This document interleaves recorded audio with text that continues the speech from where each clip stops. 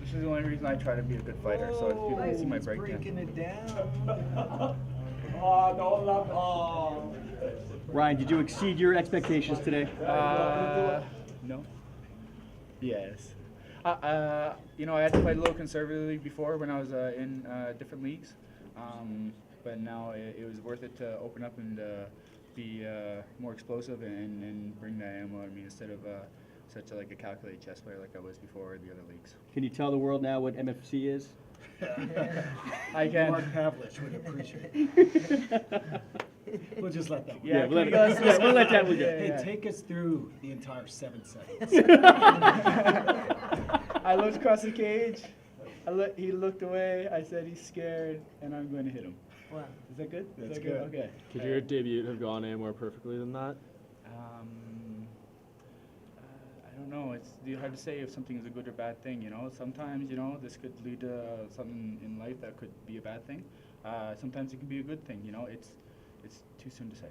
Before the fight, did you know he was the type of guy to keep his hands low enough that you could tag him out quick? Yes, I knew I could come out higher and heavy with the leather in the hands, and I knew that he would come.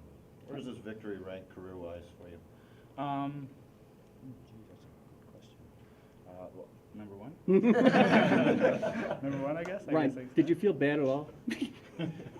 In this sport, I mean, we have to, it's dog eat dog kind of, but you always hope that someone isn't seriously injured. You know, this is someone's potentially career, and it's you don't want to inflict harm that's going to affect someone's life and it hurt them on a long-term thing. So I wish Anthony, I hope I didn't, do anything too tragic. In this sport, sometimes that happens, and he seems to have recovered his facility. So, yeah. UFC debut.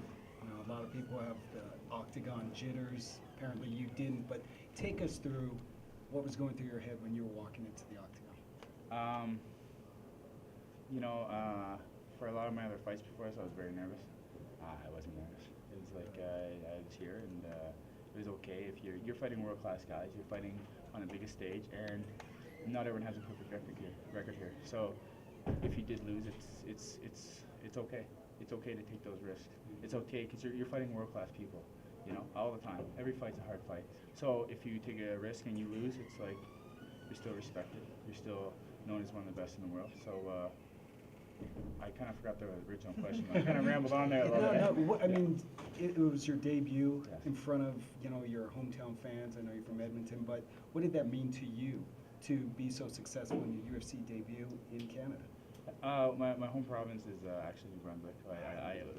It's okay. I have to correct everyone on that. People at home would kill me if I didn't correct. So, it just it means a lot. And I'm glad I performed in front of my family and friends and everyone who's come and watched me for the last couple of years fighting out here in Edmonton. I began my career in Edmonton, in Alberta.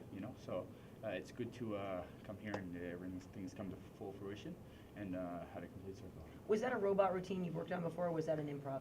Listen, I do it in the grocery store. I do it like when I'm like cooking something for dinner. I do it all the time, so I can kind of just pull that stuff out whenever I want.